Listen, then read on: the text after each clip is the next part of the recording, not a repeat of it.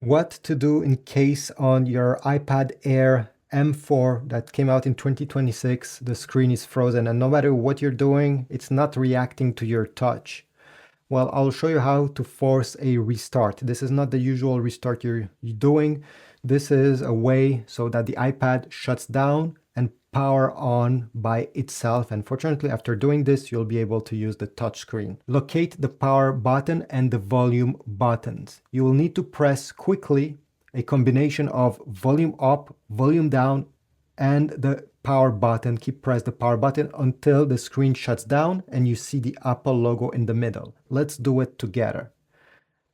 Volume up, volume down, and I keep press the power button. No matter what's happening on the display, do not lift your finger. Keep pressing until it shuts down and the Apple logo appears, usually in around 10 seconds.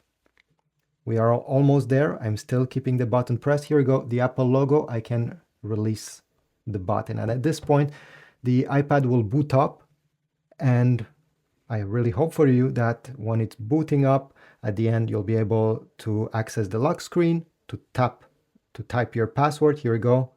Type the password the usual way, and you'll be able to use it. You won't be able to use the Touch ID once you have restarted the iPad. You first need to enter the passcode, and then the next time you unlocking the device, you'll be able to use Touch ID.